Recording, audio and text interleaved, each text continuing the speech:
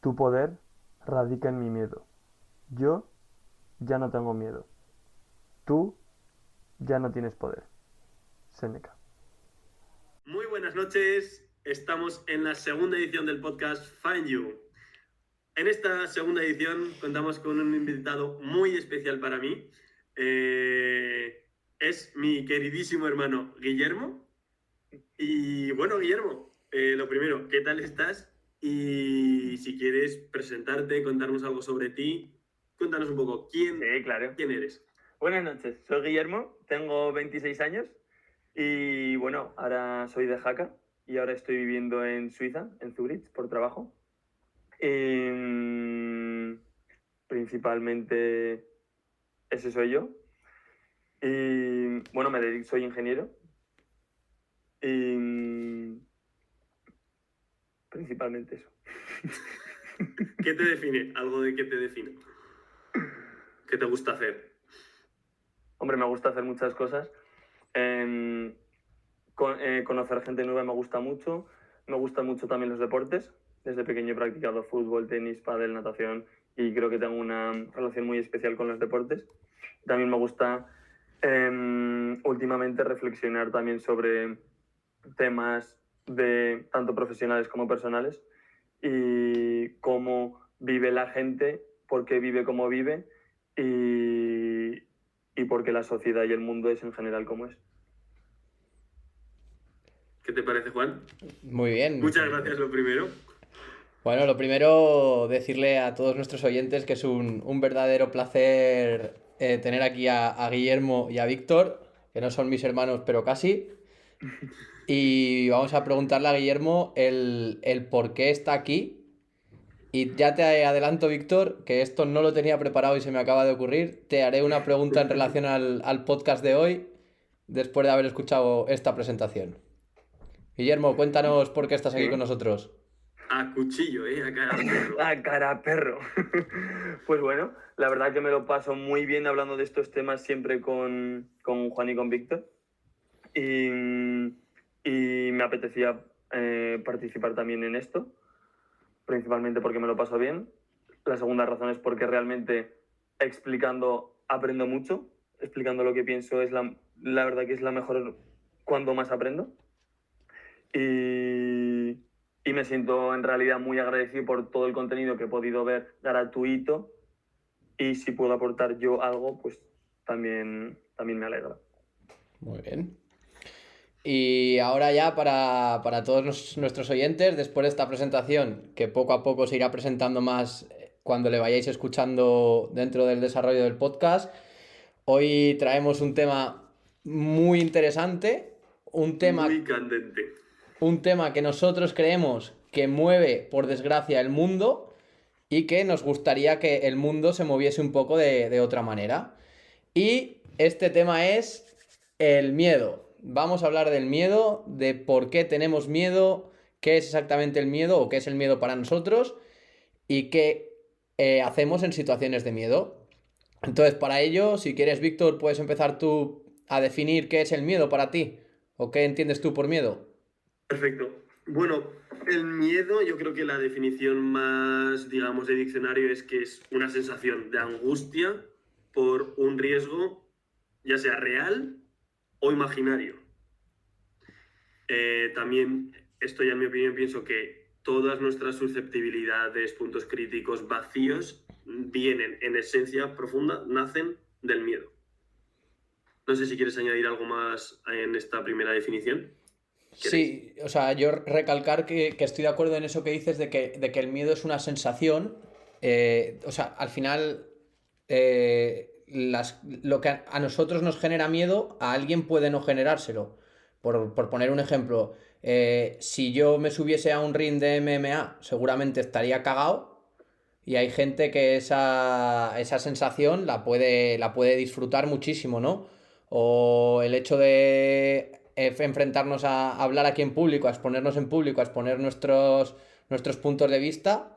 Hay gente que le puede suscitar miedo y nosotros, yo por lo menos lo disfruto muchísimo. Entonces sí que para mí sobre todo eso es que el miedo es una percepción, una sensación y que creo que cuando perdemos el miedo y nos dejamos actuar realmente con esa ausencia de miedo, ¿no? O con amor, por decirlo de alguna manera, ahí florece mucho más nuestro potencial.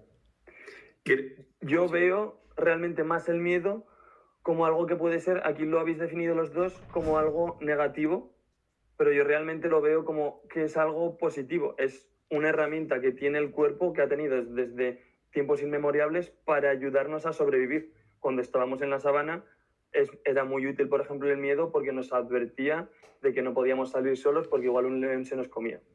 Entonces, este miedo no es algo tan negativo, como decimos, como puede parecer igual a priori, sino que es una herramienta que tiene el cuerpo para advertirnos de peligros y hacernos estar más atentos. Ahora es nuestra elección si lo queremos usar como algo positivo o como algo negativo.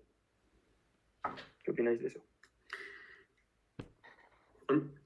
Sí, o sea, yo ahí estoy totalmente de acuerdo contigo, solo que sí que creo que la mayoría de miedos a los que nos enfrentamos en el siglo XXI, o por lo menos nosotros que gracias a Dios vivimos en el primer mundo y tenemos las necesidades básicas cubiertas, por decirlo de alguna manera, sí que creo que son todo, o casi todo, miedos subjetivos, ¿no? A lo mejor puedes tener miedo cuando escuchas una bocina y que sea el tranvía que pasa, ¿no? Pues ese miedo te alerta. Pero sí que creo que la mayoría de miedos, o lo que nos vamos a enfocar un poco en el podcast, ¿no? Es ese tipo de miedos que son una subjetividad nuestra, ¿no? Una interpretación de una situación, una interpretación de la realidad. ¿Y piensas que estaría bien que no tuviéramos nada de miedo? Quitando aparte que está claro que vamos a sobrevivir, por ejemplo, no teniendo en cuenta el miedo del tranvía, que has comentado la bocina. Miedos subjetivos. ¿Te parecería que sería bueno no tener nada de miedo? Bueno, es que realmente todos los miedos son subjetivos, ¿no? No, me refiero a los que no implican sobrevivir. Por ejemplo, miedo a que te atropelle el tranvía. Tener ese miedo para que una vez que has sobrevivido, los demás miedos, los que estabas comentando más. Yo creo que vivir sin ese miedo nos libera mucho y nos da mucho potencial de mejora. Y creo que luego hablaremos de situaciones más personales, ¿no? Pero yo creo que cuando tú pierdes ese miedo a tener una conversación que no quieres tener, cuando pierdes ese miedo a qué pensará mi jefe de mi trabajo, cuando pierdes ese miedo a la incertidumbre, al cambio, ¿no? Al final, por ejemplo, creo que el racismo, ¿no? Por decirlo de alguna manera, es miedo a lo desconocido. Cuando tú consigues generar un nivel de cultura, un nivel de educación, o simplemente perder ese miedo por lo que sea, creo que eres mucho más libre y despiertas mucho más tu potencial. ¿Crees que el miedo se quita alguna vez? O sea, ¿crees que alguna vez el miedo se quita o simplemente se transforma? Yo creo que no se quita nunca en este caso, sino que aprendes a usarlo como una herramienta. Es decir, a mí, por ejemplo, el miedo me sirve para, si tengo miedo a montar una empresa y que vaya mal, ese miedo me ayuda muchísimo a tener las cosas mucho mejor previstas. Es una herramienta que al final te está ayudando a hacer las cosas mejor. Ahora, la cosa es que no lo uses para decir, tengo miedo, no lo hago. Ahí te está perjudicando y no es una herramienta. Pero si lo usas como una herramienta es súper potente, como estar nervioso en un examen. ¿Es malo estar nervioso en un examen, que en esencia es miedo a suspender? No es malo, porque ese nerviosismo hace que estés más alerta. Pero si ese nerviosismo sobrepasa una barrera, te perjudica. Entonces, no es el problema el miedo, sino cómo lo usas. Es una herramienta al final. Estoy bastante de acuerdo. Me ha gustado bastante tu reflexión, Tato. Sí, creo que el miedo no es bueno ni malo, sino que lo que has dicho tú, si lo utilizas como un motor, te puede aportar cosas positivas, y también creo que no se quita nunca. Simplemente aprendes, en el mejor de los casos, aprendes a manejarlo y a utilizarlo como un motor. Aprendes a usarlo como una herramienta, yo diría. O como una herramienta, sí. Bueno, aquí tenemos diferentes puntos de vista. Yo la verdad que no me han gustado vuestras reflexiones y no puedo postularme hacia una de ellas o no. Bueno, no quiero trabajar conmigo mismo eso de que alguien piense diferente a mí, entonces voy a reflexionarlo conmigo mismo y sí que tenéis... O sea, es un punto bastante interesante, la verdad. No lo había pensado como tal, sino como simplemente, pues, por ejemplo, ¿no? En mi mundo del deporte, cuando un equipo tiene el balón cerca de su portería, es el miedo a perderla, ¿no? Para que me van a marcar gol. Bueno, sí, ese miedo te hace estar alerta, pero te evita de reaccionar, ¿no? Pues bueno, lo reflexionaré, me ha gustado, me ha gustado. Espero que a nuestros oyentes también les convenza. Vale. La segunda parte que podemos tratar es qué os da miedo a vosotros, para poner ejemplos más concretos y que no quede todo tan en abstracto. ¿Puedo empezar lanzando la primera bombita? Venga. Víctor, A ver. ¿te daba miedo que tu hermano se metiera en el podcast? Sí, por eso en primera instancia le dije que no.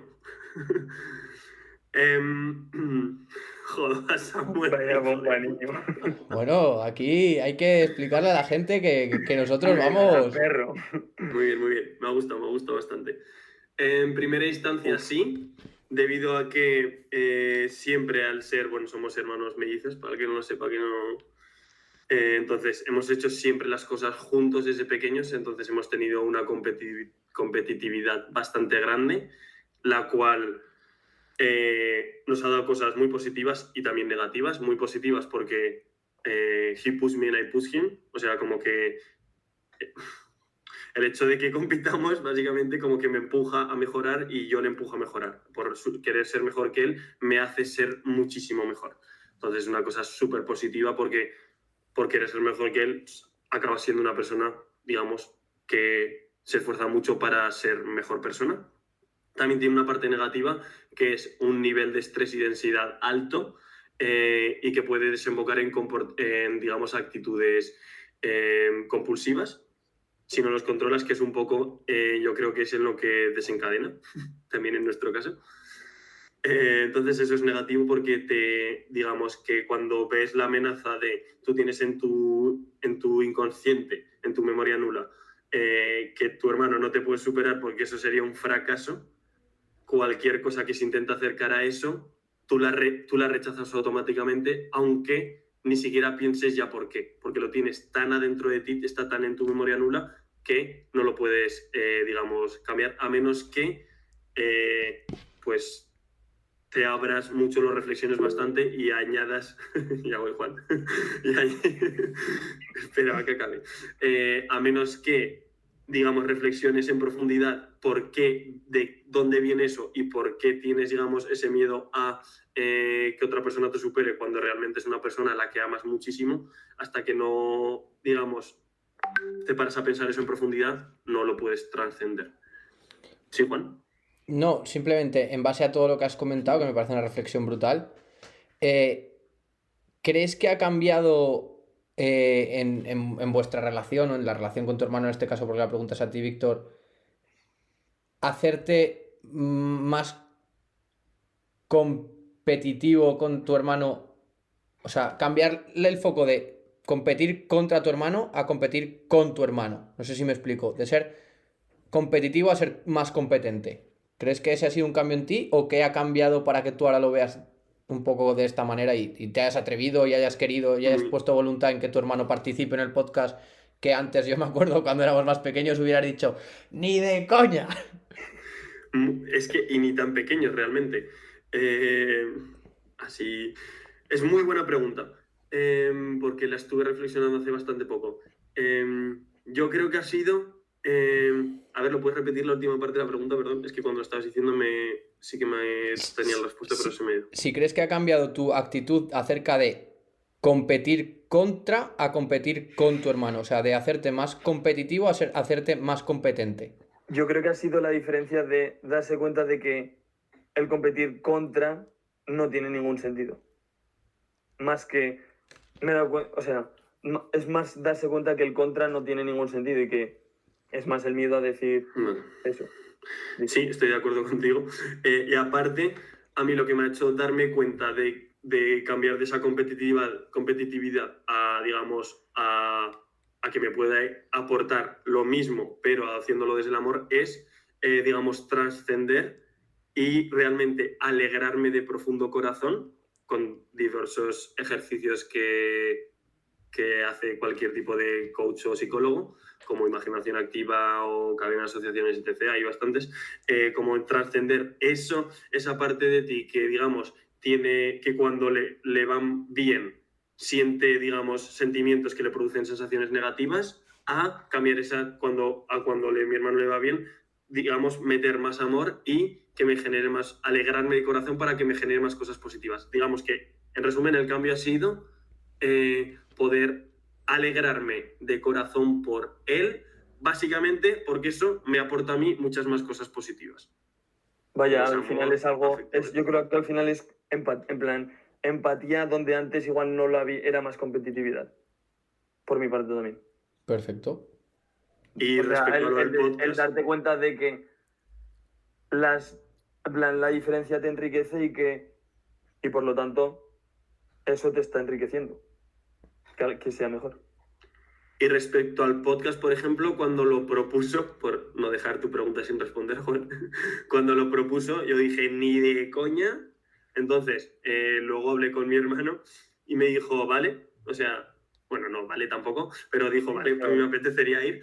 Y me dice, vale, solo reflexiona cuál es la razón profunda por la que no querrías que fuera.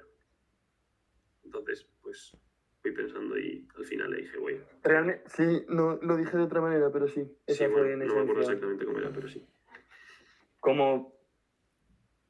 Sí, eso más o menos. Guillermo, que te vemos que Mira, has sí, venido sí. al podcast con ganas de hablar. Cuéntanos uno de tus miedos o una situación. Sí, uno de tus miedos. Venga.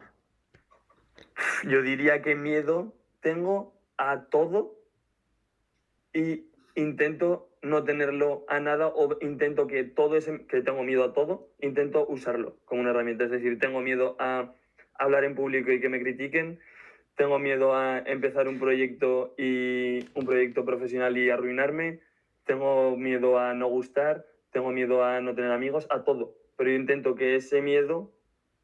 aprovechar ese miedo como una herramienta que me haga mejorar. ¿Cómo haces eso? Pues primero, lo que intento hacer es proyectar, cuando siento miedo, me intento proyectar, por ejemplo, ante una decisión, para hacerlo más visual.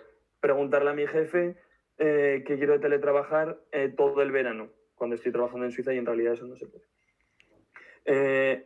Tengo miedo de preguntárselo.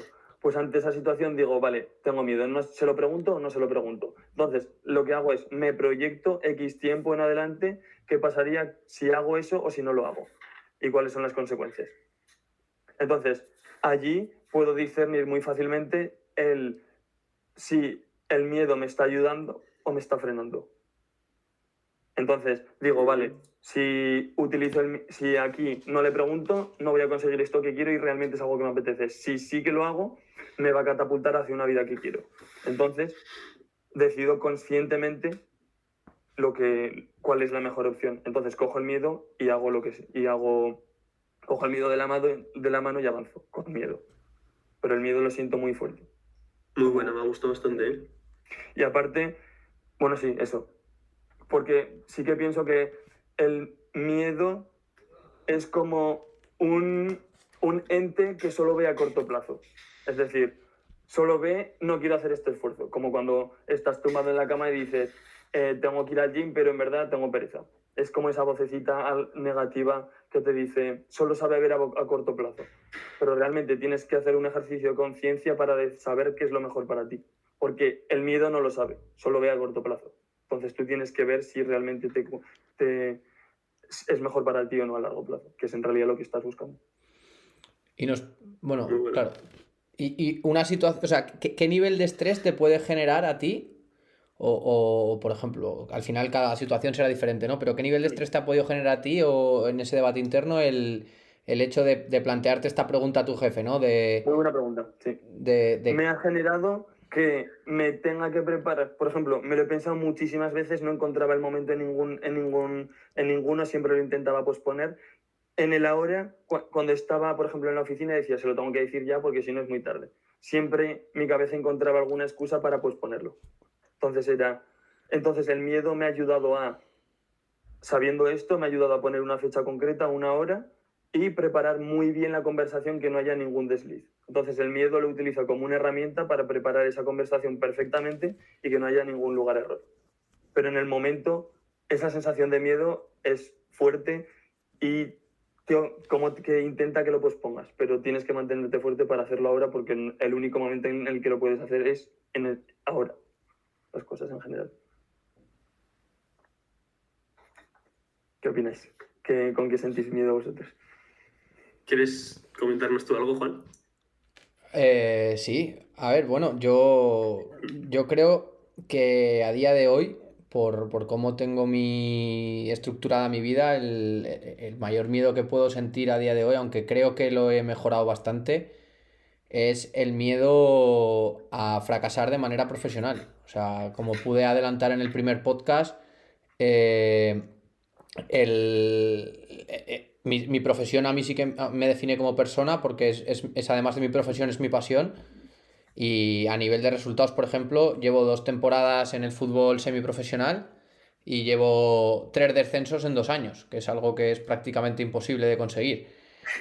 Y el hecho de tener esa seguridad en mí mismo, de decir, es que estoy muy preparado, es que he estudiado mucho, estoy muy formado, ya tengo varios años de experiencia, me siento con la capacidad pero no se me da, algo estoy haciendo mal y quizá nunca se me dé, ¿no? Ese miedo te puede hacer aferrarte a un trabajo que a lo mejor no es lo mejor para ti.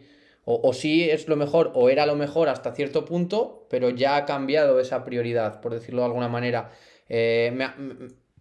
Donde estoy me ha ayudado a llegar hasta donde estoy ahora. Soy mejor que cuando vine, pero claro, te da mucho miedo el soltar ese amarre profesional. Y las características de mi vida y de mi profesión también me hacen, entre comillas, que aunque es totalmente una sensación eh, eh, personal mía, tener cierta dependencia en lo económico. O sea, tengo miedo a no llegar a fin de mes, entre comillas, sabiendo que, bueno, que tengo un respaldo detrás, pero que bueno, eso me hace reflexionar mucho acerca bueno, pues por ejemplo, en un aspecto en concreto, el año pasado tuve una mala experiencia que no supe gestionar en uno de mis trabajos, y con un sueldo eran de 500 euros brutos al mes, que para cualquier persona que tenga 2 dedos de frente es una mierda económicamente hablando. Y por ese miedo a no llegar a fin de mes, o a no soltarme de eso, o a no fallarme a mí mismo, estuve aferrado a ese puesto de trabajo, realmente pasando una muy mala época de mi vida. Eso es un poco 2 de las situaciones que a mí me pueden generar bastante miedo a día de hoy. Y si volvieras atrás a esa situación, ¿cómo pensarías que cómo estaría bien hecha? Creo que hay 2 maneras de afrontarla. La primera es no rehuir una conversación que creo que tuve que haber tenido. O sea, realmente afrontar el problema, coger el problema y no tener miedo a decir, bueno, es que a lo mejor lo que les digo les sienta mal. Sino, si hubiera planteado esa conversación desde una relación win-win y desde el amor, pensando mira, yo quiero estar aquí, quiero ayudaros, quiero tal, y poder intentar haber roto un poco esa barrera que se autogeneró por la situación en la que se dio. O si por lo que sea afrontas la conversación y ves que con ese tipo de gente, esa persona, ese entorno, no cuadras, simplemente dejarlo ir, dejarlo marchar.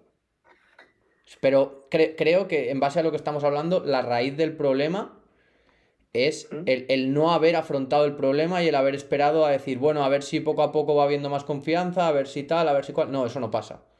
O sea, si algo ya empieza mal, o sea, puede arreglarse, obviamente, no vamos a ser absolutistas, pero generalmente los problemas no se hacen solos. No recuerdo de quién es la Entonces frase. era un problema doble, por así decir, a modo profesional de comodidad y a modo económico, ¿no? Sí, puede ser, sí. Eso es. Pero bueno, que a fin de cuentas, quiero decir, si esos meses no me hubiera dedicado profesionalmente a lo mío y me hubiera ido a cualquier otro trabajo, pues hubiera ganado más dinero y no hubiera tenido el problema que tuve, que a lo mejor 3 meses después me hubieran contratado en otro sitio sin problema. O sea, quiero decir, podría haber afrontado la situación en vez de dejarla pasar, que además conllevó que no desarrollara bien mi faceta profesional porque realmente no podía, o sea, estaba triste, estaba mal.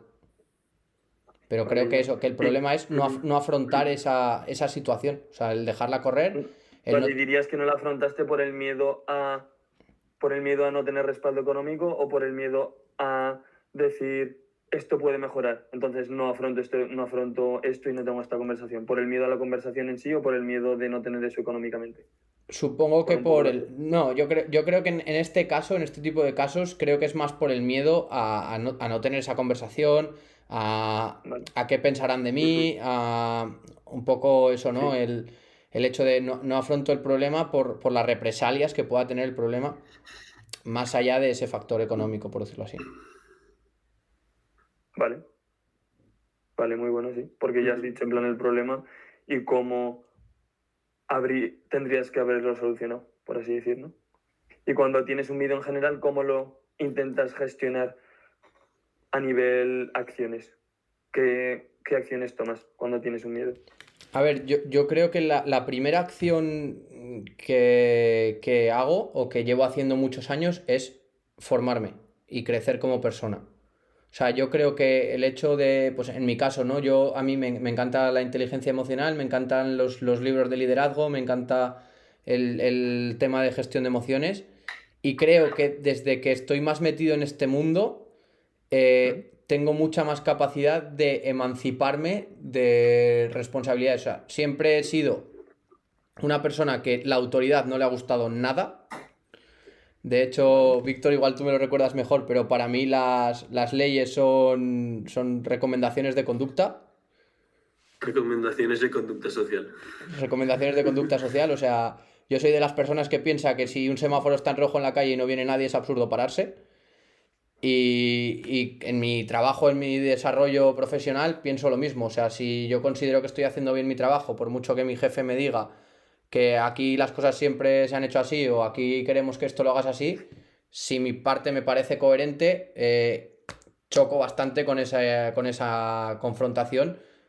Obviamente siempre y cuando mi trabajo esté bien y la otra persona me diga esto así mal porque aquí no lo queremos así. O sea, dame un argumento Que racional. si se lo argumentas y así. Exacto. Entonces, para mí eso es la primera parte que hago, es formarme, es crecer conmigo mismo y es esa capacidad de autoconocimiento y de reflexión. Y luego sí que lo que hago mucho es intentar analizar todos los puntos del problema. O sea, realmente ver qué estoy haciendo yo mal ante esa situación, ver cómo puedo mejorar mi conducta ante esa situación y realmente un poco ligado a lo que has dicho tú, ¿no, Guillermo? Vale, si tengo esta conversación y por lo que sea sale mal, ¿qué va a pasar? O sea, Vale, sí. Eso me ha parecido muy interesante, poner toda la responsabilidad en ti y no en el exterior. Estás diciendo, ¿qué puedo mejorar yo ante esto? No estás diciendo, este problema, qué mierda, qué tonto es este tío. Estás diciendo, vale, ¿cómo puedo mejorar yo? Me parece muy interesante lo de poner toda la responsabilidad en ti y no victimizarte ante un problema. claro, o sea, es que al final yo no puedo cambiar la conducta de ese tío, o bueno, la puedo cambiar o puedo persuadirle, pero, o sea, yo puedo persuadirle en base a cambiar mis propias acciones. O sea, si yo pienso, este tío es gilipollas, vale, es gilipollas, pero es que es el gilipollas que toma las decisiones. Entonces, tienes que hablar con él desde la manera que él quiera que hables, ¿no? O sea, cambiando mis conductas. Si al final yo me enroco en mi idea, es que voy a salir perdiendo en este sentido. Entonces sí, me pongo mucho la responsabilidad en mí mismo porque creo que son las únicas conductas que puedo cambiar. Sí, estoy de acuerdo. Víctor, te toca un miedo que no sea tu hermano vale, en el Dani. podcast. Que no sea. Que no sea tu hermano en el podcast. Vamos a tener que hacer aquí como en los debates de política. A ver aquí cuánto tiempo habla cada uno para que salga equitativo. A ver, mis principales miedos los podría agrupar en miedo al rechazo y miedo al fracaso. Y dentro de estos, pues, bueno, este ya lo dije en la anterior edición, que era el miedo al compromiso, que esto, si queréis, ya lo mencionaré, ya lo hablaré a continuación. Miedo al rechazo y al fracaso. Vale, pues voy a poner un poco ejemplos, porque si no, esto es muy genérico y no se entiende bien. Miedo al rechazo o al fracaso, por ejemplo, podría ser empezar un podcast, por ejemplo, en el cual pues realmente te estás exponiendo, estás contando cosas tuyas, como por ejemplo nuestros miedos o cosas personales tuyas, o estás dando tu opinión sobre temas bastante sensibles con los que la gente va a chocar bastante y vas a recibir relativamente bastantes críticas. Entonces eso al principio pues da miedo, y si no hubiera tenido miedo, digamos que lo hubiera empezado antes. También de decir que lo hubiera empezado antes en peores condiciones y sin prepararlo tanto. Entonces el miedo en este caso pues me ha ayudado a prepararlo más, prepararme a mí, tener unas ideas un poco más formadas, más claras. El hecho de verbalizarlo y escribirlo todo pues me ha ayudado mucho a tener todo mucho más claro. El hecho de incorporar gente para poder mejorar, pues también para ver otros puntos de vista y juzgarme aún más.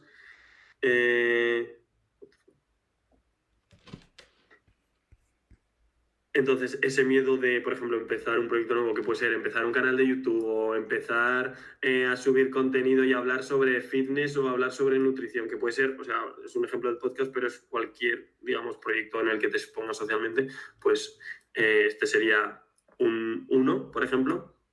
También otro miedo al rechazo en cuanto a, bueno, lo habéis mencionado, bueno, Guillermo lo ha mencionado, en cuanto, por ejemplo, a no encajar con tus amigos o no sentirte parte del grupo. Por ejemplo, que puede desencadenarse en, oye, como mis amigos salen todos los días, pues yo, o todos los fines, o viernes, sábado, o lo que sea, imagínate, tú lo meditas y te das cuenta que realmente no quieres salir todos los días y que realmente lo estabas haciendo anteriormente pues por un miedo a no sentirte parte del grupo.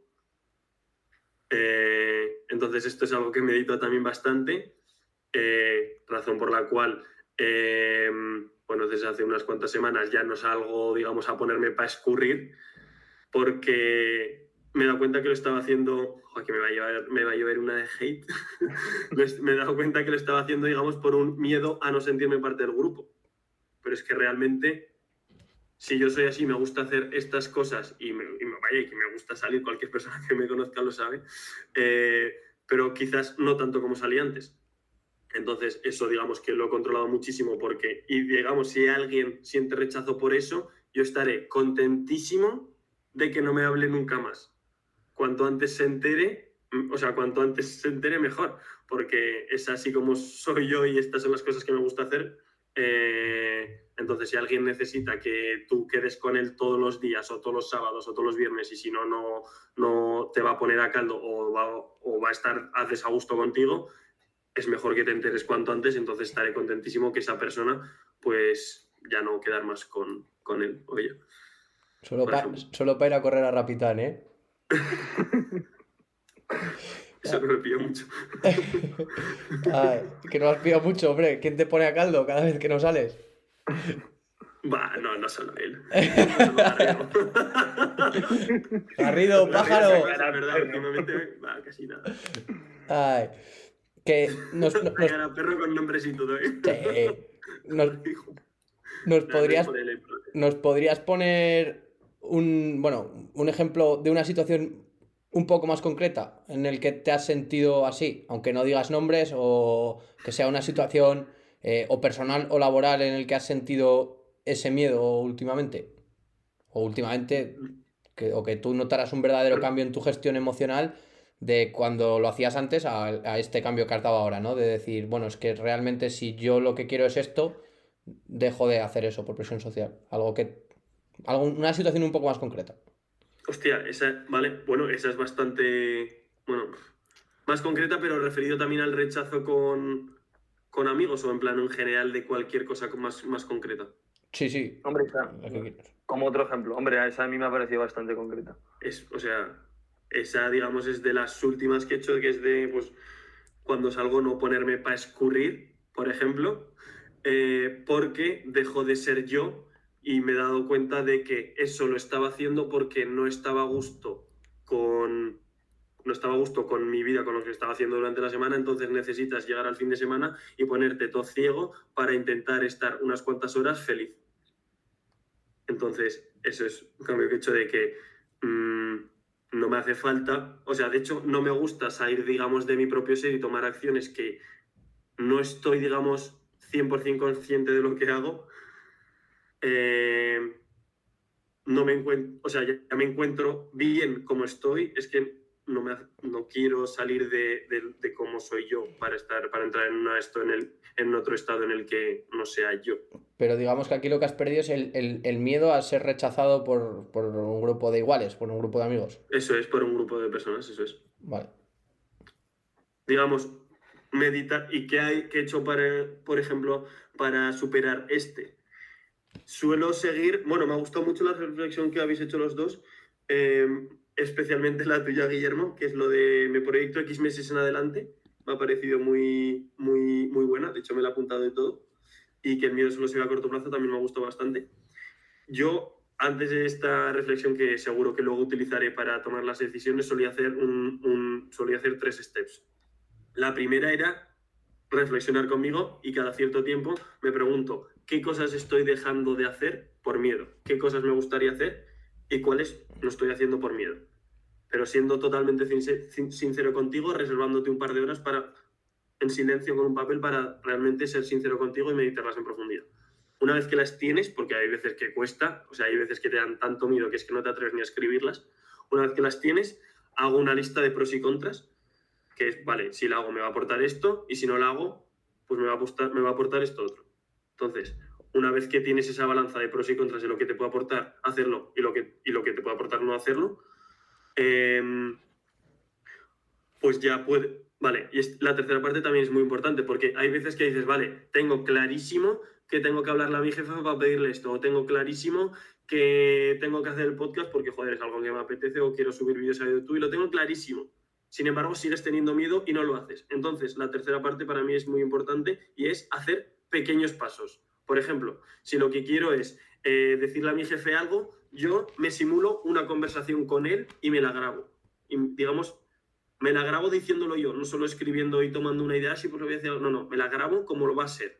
O, por ejemplo, si quiero subir vídeos a YouTube sobre nutrición, cojo en la pantalla, me grabo un vídeo y no lo subo, pero ya lo tengo grabado. Y cuando lo tengo grabado se lo paso a, digamos, personas muy cercanas a mí. Les dices, oye, ¿qué te parece esto? El hecho de compartirlo ya te da una sensación de alivio espectacular. Sí, es muy bueno. Entonces, con esos pequeños steps es una manera de, digamos, poder llegar a hacerlo. Porque te das cuenta, porque, digamos, ese cambio grande sí que te da un miedo enorme que no puedes afrontar, pero un step muy pequeño te da un miedo mucho más pequeño. Entonces, grabarte un vídeo que sabes que en tu mente dices, no, esto no voy a subir, no te da tanto miedo, lo puedes hacer. El hecho de pasárselo a una persona de confianza no te da tanto miedo, lo puedes hacer porque sabes que no te va a juzgar tanto. Una vez que se lo has pasado bastantes y dices, bueno, si ahora que mando feedback he cambiado esto, he cambiado lo otro, pues ya me siento muchísimo. El miedo que me da ahora de subirlo a las redes ya es muy pequeño y lo puedo afrontar. Muy bien, la verdad que a mí me ha parecido hiper interesante. Espero que también a nuestros oyentes. Vale, perfecto. Esos tres steps, la verdad que yo creo que nos van a servir a todos mucho. Y sobre lo que has comentado del miedo al compromiso, ¿a qué te refieres con eso exactamente? Sí, esto, o sea, con miedo al compromiso no me refiero, bueno, no me refiero únicamente porque cuando oyes miedo al compromiso parece que es solo miedo al compromiso con tu pareja, ¿no? Pero me refiero al compromiso en la versión más amplia. Miedo a comprometerte con algo, pues yo que sé, como puede ser, yo que sé, una empresa, tu trabajo, aunque no tiene por qué ser tu empresa, puede ser tu trabajo, trabajar para otra persona, que muchas veces está como visto, no, eso, trabajar para alguien mal, no tiene por qué, si estás comprometido. Comprometerte también con alguien, ya sea con tus amigos, con una chica, con tu madre, con tu padre, con tu hermano, etc. O sea, y sobre todo lo más importante, el compromiso contigo. Vale, ¿y por qué digo que tengo miedo al compromiso? Porque por miedo a, digamos, perderme siento que por miedo a perderme pequeñas cosas, como puede ser, yo qué sé, desde los ejemplos más básicos como, ay, me tomo unas papitas, unas patatitas porque por miedo a, es que como no me las merezco para disfrutar la vida o digamos, pequeñas cosas que te autosaboteas, vale, las patatas no es que pase nada, pero o ponerme borracho todos los fines, pues estoy atentando contra mi salud, por ejemplo. Por esas pequeñas cosas de miedo a perderte esas pequeñas cosas, en mi opinión, estás sacrificando tu felicidad.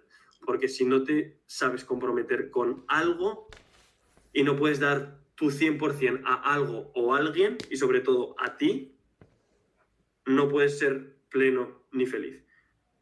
Entonces, ¿En qué te basas para decir eso? Vale, sí. Buena pregunta.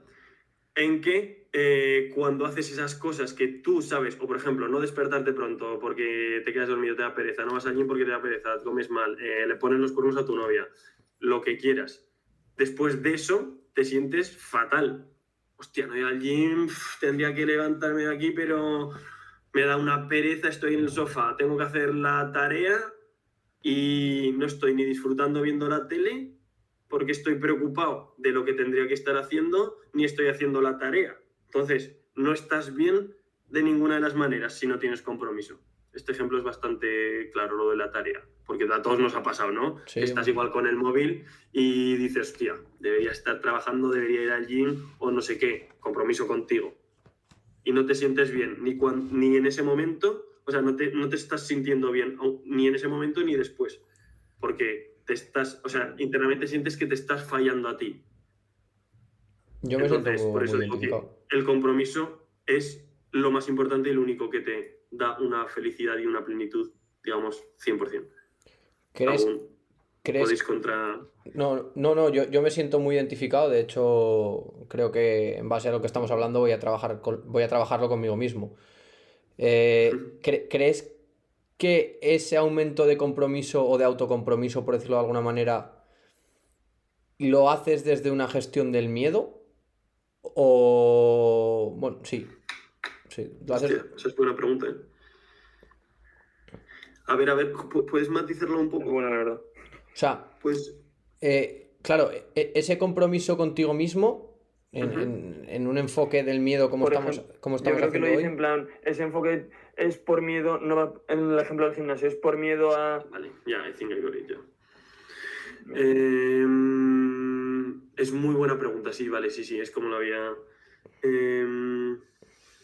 Ya, por ejemplo, en el ejemplo del gimnasio, por ejemplo, que es el más trivial, que si lo haces por miedo a no significar, por un miedo al rechazo en esencia, ¿no? Un miedo al fracaso. No. O sea, que realmente ¿Por qué? ese sentimiento de me quedo en la cama, no voy al gimnasio, Ujú. ¿está movido desde el miedo a algo? O como un poco ha mencionado Guillermo, ¿no? El miedo que entiende de cosas a corto plazo y no a largo plazo, ¿no? O sea, Ujú. ¿cómo cambias esa conducta para tener esa mejor autogestión tuya? O ese autocompromiso. Vale, la pregunta es cómo haces para superar eso, ¿no? ¿Cómo hago para trascender ese miedo al compromiso? Sí. Vale, es que pondría... seguiría un poco también las tres steps estas de hacer pro contras. Es como me ha gustado mucho lo que ha dicho Guillermo, que es proyectate X meses en el futuro. ¿Vas a estar mejor haciendo esto o sin hacerlo? Claro, pero yo creo que, por ejemplo, aquí es evidente que todos sabemos que vas a estar mejor yendo al gimnasio que quedándote en la cama. Realmente, no, o sea, todo esto lo hablamos desde un día, que un día evidentemente te puedes quedar en la cama y no pasa nada si es lo que tu cuerpo necesita. Pero es esa rutina de no voy al gimnasio y siempre encuentro una excusa de ir, o no hago X cosa y siempre encuentro o no saco un momento para leer, o no saco un momento para ver y disfrutar la tele o una película o un paseo, sino que siempre encuentro una excusa que realmente desemboca en no hacer nada. O sea, ¿cómo calificas Sí, tú ese es muy miedo o buena. cómo lo identificas? Y en esa situación en la que evidentemente tú sabes que lo mejor para ti es lo otro, pero hay Vale, algo que no te deja hacerlo, la pregunta es básicamente cómo puedes hacer para tener compromiso. Contigo, con algo, con alguien o con quien quieras, básicamente. ¿no? Vale. Lo podría resumir bastante en una frase que es, esta frase tú la conoces también, Guille, que es cuando entiendes el beneficio, el esfuerzo se convierte en entusiasmo. O sea, una vez que entiendes al 100% el beneficio y tú sabes el beneficio de ir al gimnasio, que no es solo estar mazado para gustarle a las tías, que es porque te vas a sentir de puta madre después y vas a estar muchísimo mejor, te quita el estrés, la ansiedad, te hace estar de puta madre hacer deporte o ir al gimnasio. Una vez que entiendes el beneficio, ese esfuerzo se convierte en entusiasmo. Pero primero tienes que entender el beneficio. Y si no estás entendiendo el beneficio o tienes dudas del beneficio, es posible que te quedes en me cuesta mucho esfuerzo y pues no lo hago. Si de verdad tienes interiorizado hasta el último átomo tuyo que es el beneficio que te va a aportar, te digo yo que no fallas. Porque dices, me estoy autosaboteando, me estoy clavando un cuchillo a mí mismo. El problema es no conocer el beneficio y no creértelo a fondo. Y tener dudas. Sobre todo me ha gustado lo del el no creértelo. El no creértelo. A ver, yo en ese sentido lo aplico mucho a mi trabajo, ¿no? De la educación. Al final, la educación tradicionalmente está entendida como que el educador tiene la respuesta a las preguntas y la respuesta debe ser la que el educador quiere que sea. Entonces, aquí es un poco lo mismo. Si tú como autoeducador tuyo no te crees que eso es un beneficio, no lo vas a hacer. O sea, si a ti alguien te dice esto es un beneficio para ti, si él realmente no se lo cree, ya le puedes decir misa. Sí, tal cual. Brutal, sí. Entonces tú... Como cuando te enseñaban mates, que si no le veías el beneficio, evidentemente no te gustaban. Pero en el momento en el que entendías que eso te iba a servir para cualquier cosa, le veías el beneficio, te parecía la mejor asignatura del mundo. O con cualquier esfuerzo se transforma en entusiasmo. Juan, me ha gustado lo que has comentado. ¿Cómo haces tú para...? Porque a mí siempre me interesa mucho cómo... Bueno, porque me cuentas muchas cosas extra podcast y siempre me parece muy interesante, digamos, las cosas que haces con los niños para que aprendan o para que puedan ver ellos por sí mismos, digamos, por los beneficios, por qué hacer esto, por qué hacer lo otro. ¿Cómo lo haces tú en la escuela? A ver, bueno, o sea, lo primero aquí hay que, o sea, para mí no diferencio de niños, de adultos o de quien sea. O sea, para mí es exactamente lo mismo. Podré utilizar un lenguaje, podré utilizar otro lenguaje, pero al final hay personas de 36 años que tienen una opinión formada y es súper difícil de quitarle ese prejuicio, ¿no? Ya lo decía Newton, que es más difícil desintegrar un prejuicio que un átomo. Y hay con... Eso no lo sabía, ¿eh? Y hay con niños que tienen más capacidad de recepción de información, otros que no. Y bueno, con cualquier persona, ¿no? Entonces, lo primero que hago aquí es cuestionar que la respuesta que yo voy a dar es correcta. Que aquí ya empieza mi primera duda, porque probablemente no sea así. Porque especialmente en el ámbito de las ciencias sociales, que yo es en el que me muevo, no hay un estímulo-respuesta. O sea, no hay una única respuesta válida. Vosotros que jugáis a pádel, pues cuando una bola va aquí hay que hacer tal cosa. Es que puedes hacer cientos de miles de cosas mientras seas eficiente en función de tus características o de lo que tú pienses. Sea independientemente en el tema que sea. Entonces, el primer paso es ese. Entender que no hay una única respuesta válida y que no hay una única manera de solucionar un problema. Y entenderlo de verdad, porque toda la vida evidentemente me he criado con que el entrenador decía esto y esto es lo que había que hacer porque lo decía el entrenador, el profesor o tus padres. Básicamente, cuando le decías a tu padre, oye, ¿y esto por qué? Porque lo digo yo. Se había acabado la discusión. Vale. O había empezado. O había empezado, claro. Al final acababas haciéndolo porque te lo mandan, ¿no? Pero no porque tú lo sientes. Por lo tanto, probablemente, y en un caso de un deporte, si tú no te lo crees, no lo haces. Entonces, ese es el primer paso que hago. Y el segundo paso para mí, que es más importante, es eso, es básicamente generarles a ellos la necesidad de buscar otro tipo de soluciones a su problema. O sea, ¿cómo decirte algo? Pues lo pongo en el ejemplo del pádel porque es vosotros lo que hacéis, pero al final vale para cualquier cosa de la vida. O sea, si tú en el pádel quieres aprender a hacer remates, pues la mejor manera es jugar contra una persona que te exija hacer remates mucho rato y que esa sea la manera de solucionarlo. Y que tú te sientas eficiente en eso. Pero que al final eso es eso es una acción en concreto, pero que tu finalidad no es hacer remates, es ganar el punto. Entonces, en el momento en el que lo ganes, gánalo como quieras. Por ejemplo, en el ejemplo de las mates que habías dicho tú, Guillermo, en vez de enseñarle qué es el mínimo común múltiplo, por decirte algo, ponme un problema que me vaya a encontrar en la vida real, Eso es.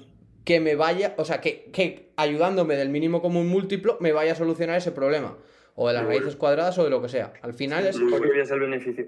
Es En el generar momento en el que ves para qué te sirve eso es que dices, enséñame más. Claro, Quiero conocerlo a fondo. exacto, es generar una necesidad.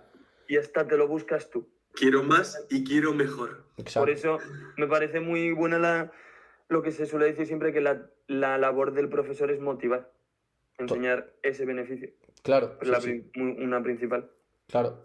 Y ya dentro de eso, para mí otro aspecto clave es, ya que hoy hablamos del miedo, es esa, entre comillas, emancipación del miedo.